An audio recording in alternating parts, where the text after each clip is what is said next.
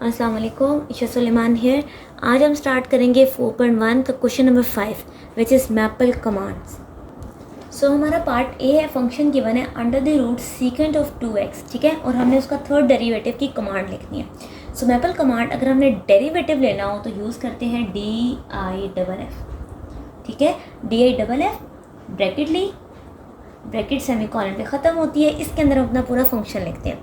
अब देखें, सबसे पहले तो अंडर रूट है, अंडर रूट के लिए हमारी कमांड होती है SQRT, स्क्वायर रूट। अब स्क्वायर रूट किसका है? सीकेंड ऑफ 2x। फिर हम कॉमा लगा के अपना विद रिस्पेक्ट टू लिखते हैं। अब ये सारा function with respect to x solve होगा, यहाँ x आ जाएगा, ठीक। लेकिन अब यहाँ पे क्वेश्चन ये है कि यहाँ कमांड से कैसे पता चल रहा है कि हमने कौन सा डेरिवेटिव लेना है। सो ये मैंने कमांड लिखी है तो सिर्फ पहले डेरिवेटिव की है, but we have to calculate the third derivative. तो इसके लिए आपके पास पेज नंबर 108 बुक में एक लाइन मेंशन है, आप वो लाइन एज इट इज़ भी लिख सकते हो और उसको मॉडिफाई करके भी लिख सकते हो। फॉर, अब मैंने थर्ड लेना है, for third derivative press after command press enter key 3 times to get the third derivative। तो यहाँ से हमें ये बात पता चली कि हम लोग जब फंक्शन लिख लेंगे, फंक्शन के बाद अगर हमने जितने डेरिवेटिव्स लेने हैं हमने इंटर की उतनी दफ़ा प्रेस करनी है। सो यहाँ पर थर्ड डेरिवेटिव था तो हम इंटर की थर्ड टाइम प्रेस करेंगे। पार्ट बी हमारे पास था sine into sine of x, again third derivative लेना था। So DIFF sine into sine x comma with respect to x.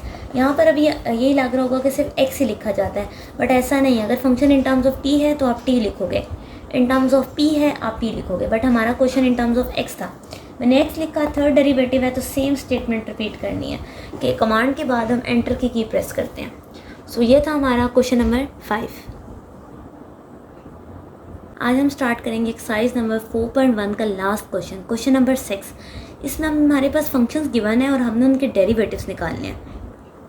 For example पहला फंक्शन है 3x + 7 की पावर 11 और हमने उसका 7th डेरिवेटिव निकालना है। सो 1 बाय 1 एक डेरिवेटिव लेते जाते हैं। सो f' अगर लेना है तो d/dx ऑफ 3x + 7 की पावर 11। ओके जी, अगर हमें इसका डेरिवेटिव लेना है तो सबसे पहले power rule, 11 as it is, 3x + 7, 11 में से 1 जाए 10 और डेरिवेटिव आ जाएगा 3x + 7। सो 3x + 7 का डेरिवेटिव कितना होता है? 3 और 7 का 0। सो यहाँ पे हमारे पास सिर्फ और सिर्फ 3 आ गया। सो 11 3 ज़ा 33। तो ये तो हो गया हमारा फर्स्ट डेरिवेटिव। अब मैं लेती हूँ इसका सेकेंड डेरिवेटिव। अगेन 33 तो बाहर आ गया, इस पर पावर रूल आ गया 10, उसकी दफ़ा लिख लेते हैं। ओके जी, 33 एज इट इज़, 10 भी आ गया, 3x + 7 की पावर 10 में से 1 जाए 9 और 3x + 7 का डेरिवेटिव क्योंकि अब हम ऊपर ले चुके हैं तो मैं जस्ट नंबर लिख रही हूँ 3। सो 33 × 10 × 3, तो ये बनता है 990। ये आ गया हमारा second derivative. Now third derivative 990 तो कांस्टेंट नंबर है, इस पर तो फ़र्क नहीं पड़ेगा। सो हम इस पे पावर रूल लगाते हैं। सो पावर रूल के अकॉर्डिंग 9 नीचे आ जाएगा और 3x + 7 की पावर 9 में से 1 जाए 8 और डेरिवेटिव इस फंक्शन का 3। सो 99 × 9 × 3, तो ये हमारे पास बनता है 26730, ठीक है। सो ये हो गया हमारा थर्ड डेरिवेटिव। अब हम इसके बकाया डेरिवेटिव्स लेते हैं। ओके जी, fourth derivative. So 26730 as it is, इस पर जब डेरिवेटिव लेंगे तो 8 एज इट इज़ आ जाएगा और 3x + 7 में से 1 - 8 - 1 7 और 3x + 7 का डेरिवेटिव अगेन 3। सो 26730 × 8 × 3, 6 41520। ठीक है, सो ये आ गया फोर्थ डेरिवेटिव। अब लेते हैं इसका फिफ्थ डेरिवेटिव। अच्छा 641,520, तो एज इट इज़ डेरिवेटिव लेना है 3x + 7 की पावर 7 का। सो अगेन इस पे लगने वाला है पावर रूल, 7 नीचे आ जाएगा, 3x + 7 की पावर में 6 रह जाएगा और इस टर्म का डेरिवेटिव 3 आ जाएगा। सो इन तीनों टर्म्स को अगर मैं आपस से मल्टीप्लाई करूँ तो वो आता है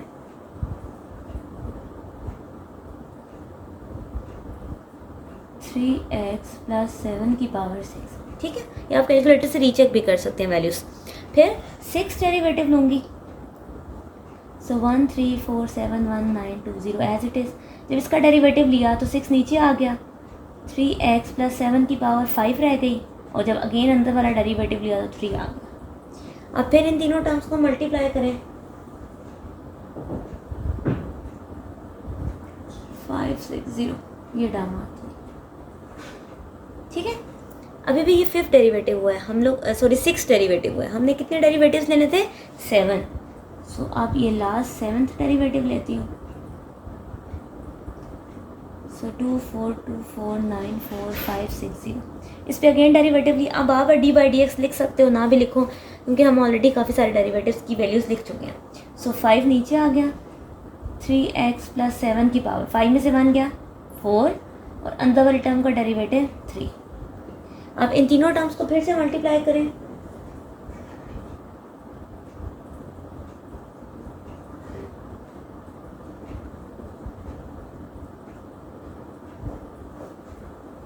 this is our required answer.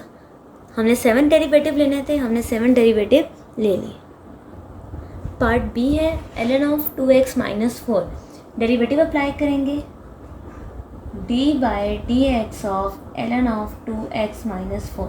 अच्छा, हमने इसके कितने डेरिवेटिव्स लेने हैं? 10th तक जाना है, हमने 10th डेरिवेटिव लेना है। ठीक है, अच्छा जी, ln of x का डेरिवेटिव हमने पढ़ा है 1/x, और साथ डेरिवेटिव आ जाता है फंक्शन का। अब 2x - 4 का डेरिवेटिव क्या होने वाला है? 2 और 4 का 0, तो सिर्फ और सिर्फ 2 आ गया 2। और अगर मैं इसको ऊपर ले जाऊँ ऐसे, ठीक है, क्योंकि हमें पावर रूल आगे लगाने हैं तो मैंने इसकी पावर ऊपर ले गई, तो ये तो हो गया फर्स्ट डेरिवेटिव। जब मैंने इसका सेकेंड डेरिवेटिव लेना है, 2 तो एज इट इज़ आ गया, डेरिवेटिव ऑफ 2x - 4 की पावर -1, तो कौन सा रूल लगेगा? Power rule. -1 नीचे, इसकी पावर में से एक और नंबर माइनस, तो 2 आ गया, और डेरिवेटिव आ गया इस टर्म का। अच्छा, अभी मैंने डेरिवेटिव अलग इसका लिख दिया, बार बार जस्ट मैं 2 लिखूंगी क्योंकि 2x - 4 का डेरिवेटिव 2 होता है। सो -2, 2x - 4 की पावर -2 × 2, तो ये बन गया -4। ये तो हो गया हमारा सेकेंड डेरिवेटिव। अब मैं लेती हूँ उसका third derivative, -4 as it is, ये -2 भी नीचे आ गया, 2x - 4 बन गया -3, और इस टर्म का डेरिवेटिव 2। माइनस प्लस 4 2 ज़ा 8, सो ये मेरे पास आ गया 4 2 ज़ा 8, 8 2 ज़ा 16, सो 16। यहाँ पर मैंने ले लिए इसके 3 डेरिवेटिव्स। फर्दर लेते जाते हैं derivatives. Fourth derivative 16 as it is, इस पर जब डेरिवेटिव अप्लाई करेंगे तो -3, इसकी पावर -4, और अगेन अंदर वाले का डेरिवेटिव 2। सो 16 3 सा, और अगेन 3 2 सा 6, 16 6 96, सो -96। ओके जी, ये आ गया फोर्थ डेरिवेटिव। अब मैं इसका लेती हूँ fifth derivative, -96 as it is, इस पर डेरिवेटिव अप्लाई करूँगी, -4 नीचे आ जाएगा, 2x - 4 की पावर -5, और डेरिवेटिव में 2। सो माइनस तो प्लस हो गया, 4 2 ज़ा 8, और 8 इसको करेंगे तो मेरे पास लिखा जा सकता है। अच्छा, हम इस सारे को ना 2 की पावर में लिख देते हैं। अगर मैं लिखना चाहूँ, सो 4 2 ज़ा 8, 8 96 और 7 6 8, 2x - 4 की पावर -5। ठीक हो गया। अब मुझे 6 डेरिवेटिव लेना है, अगर 6th लेना है तो 7, 6, 8 एज इट इज़, -5 नीचे आ जाएगा, 2x - 4 की पावर -6, 2. सो 5 2 ज़ा 10, 7 6 8 0 माइनस और 2x - 4 की पावर -6. ठीक है, ये हो गया मेरा 6th डेरिवेटिव. अब मैं लेती हूँ 7th derivative. So -7 6 8 0 as it is, -6 नीचे आ गया, 2x - 4 की पावर -7 इंटू 2. ठीक है, सो माइनस माइनस प्लस, सो ये बनता है 9 2 1 6 0.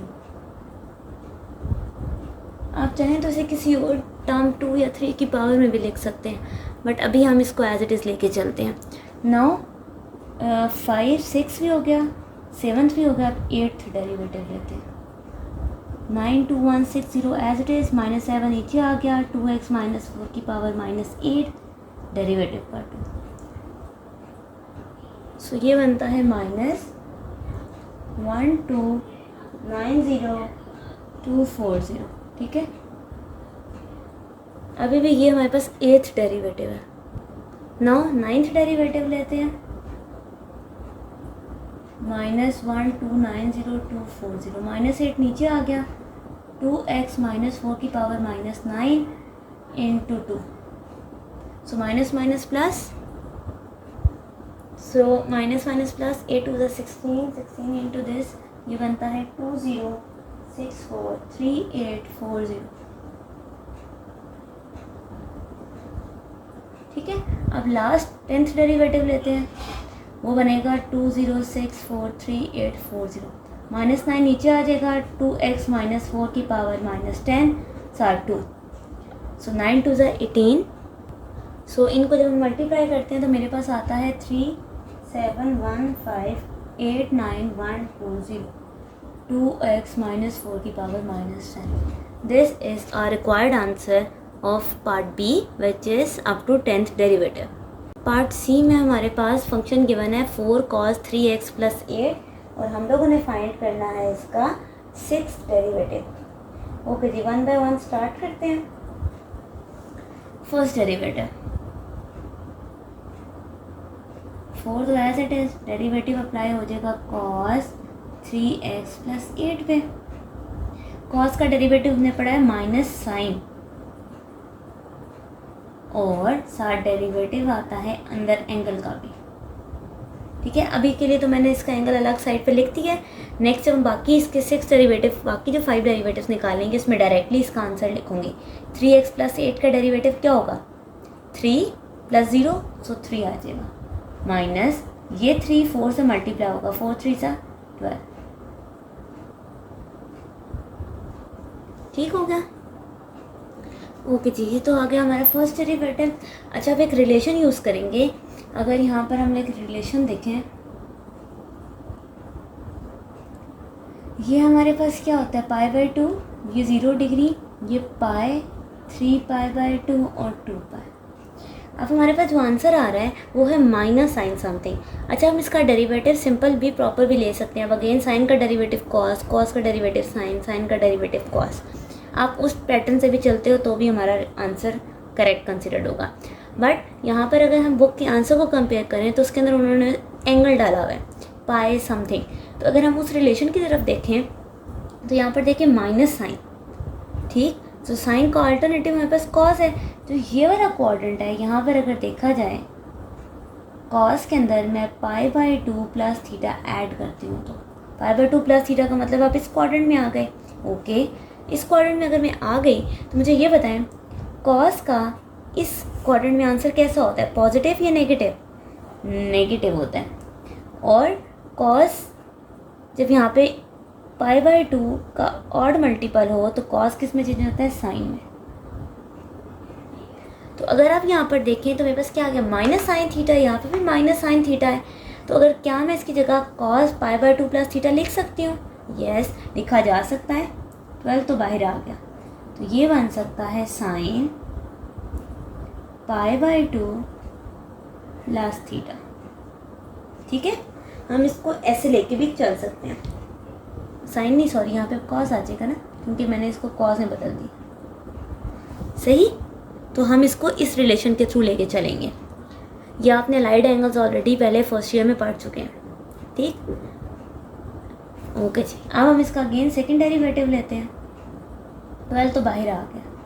कॉस का डेरिवेटिव क्या होता है? Again minus sine π/2 plus 3x plus 8। और मैंने बताया था कि इसका दोबारा डेरिवेटिव लेते हैं। ये दोनों तो कांस्टेंट है, इनके तो 0 आ गई। यहाँ पर क्या आ गया? 3। ओके जी, 4 को अगर मैं ब्रेक करूँ तो वो क्या था? जब 12 मैंने कैसे लाया था? 4 3 था ना, सो 4 3, ये वाला भी 3 आ गया और यहाँ पर आ गया माइनस साइन समथिंग। अब यहाँ पर देखें अगेन वो जो पीछे लॉजिक यूज़ की थी, हम लिखेंगे cos π/2 plus this all term. अब ये देखें 4 3 की पावर 2, π/2 में π/2 ऐड किया, सिंपल पाई। सो ये हो गया हमारे सेकेंड डेरिवेटिव का आंसर। इस चीज़ को फिर से देख लें। हम लोगों ने हमारे पास सिंपल फंक्शन गिवन था कॉस इंटू समथिंग। जब मैंने कॉस का डेरिवेटिव लिया तो वो माइनस साइन आ गया। अब इसको अगर हम फर्दर लेके चलना चाहें तो हम इसको सिंपल भी लेके चल सकते हैं, साइन कॉस कॉस साइन, इस तरह करके भी। बट अगर आपकी बुक के आंसर को फॉलो किया जाए उसके अकॉर्डिंग हमें इसके अंदर अलाइड एंगल्स को यूज़ करना पड़ेगा। सो अलाइड एंगल लगाने के लिए यहाँ पर अगर देखा जाए सेकेंड क्वाड्रेंट की बात करते हैं। सेकेंड क्वाड्रेंट में हमारे पास कॉस का आंसर कैसा होता है? नेगेटिव। और ये अगर π/2 ऑड मल्टीपल हो तो कॉस साइन में बदल जाता है। अगर ये इवन मल्टीपल होता तो ये कॉस कॉस ही रहता। सो एक्चुअल में हमें माइनस साइन थीटा को बदलना था। तो यहाँ से मुझे एक चीज़ पता चल गई कि कॉस π/2 प्लस थीटा लिखा जा सकता है, जो कि अब मैं सारे डेरिवेटिव्स में यूज़ करूँगी। थर्ड डेरिवेटिव 4 3 का स्क्वायर। ओके जी, कॉस का डेरिवेटिव अगेन हमारे पास आता है minus sine pi plus 3x plus 8 और इसका डेरिवेटिव 3। सो ये 3 फिर पीछे आ गया तो 4 3 की पावर 3 और इसको हम लिख सकते हैं कॉस π/2 में प्लस कर देंगे सारी टर्म। ओके जी, π/2 में जब पाई ऐड करेंगे तो ये बन जाएगा 3π/2। तो ये आ गया हमारा थर्ड डेरिवेटिव। फोर्थ डेरिवेटिव लेते हैं। कॉस का डेरिवेटिव माइनस साइन और इस टर्म का डेरिवेटिव 3 की पावर 4, 3 की पावर 4 हो गई, ठीक है। और यहाँ पर हम इस माइनस साइन को कैसे लिख सकते हैं? Cos π/2 plus this all angle. π/2 में 3π/2 ऐड करो तो हमारे पास आता है 4π/2 यानी कि 2π। ये था हमारा फोर्थ डेरिवेटिव। अब हम लेते हैं फिफ्थ डेरिवेटिव। फिफ्थ डेरिवेटिव लूँगी तो ये टर्म तो एज इट इज़ आ जाएगी। कॉस का derivative minus sine 2π plus 3x plus 8, term का डेरिवेटिव 3। सो ये 4 3 की पावर 5, इसको लिख सकते हैं cos π/2 plus 2π plus 3x plus 8। π/2 और 2π हमारे पास होते हैं। सो ये बन जाएगा 4 3 की power 5 cos into 5π/2 plus 3x plus 8। 5 derivatives ले चुके हैं। लास्ट डेरिवेटिव है हमारा सिक्स डेरिवेटिव। ओके जी, कॉस पे डेरिवेटिव अप्लाई किया माइनस साइन 5π/2 3x प्लस 8 और इस टर्म का डेरिवेटिव 3। सो 4 3 की पावर 6, अगेन इसको चेंज कर देंगे कॉस π/2 5π/2। ओके जी, π/2 में 5π/2 ऐड करेंगे तो 6π/2 जो कि कटिंग होके बनता है 3π। So this is our required answer of part number D, ठीक है। तो यहाँ पर हमारी एक्सरसाइज 4.1 कंप्लीट होती है।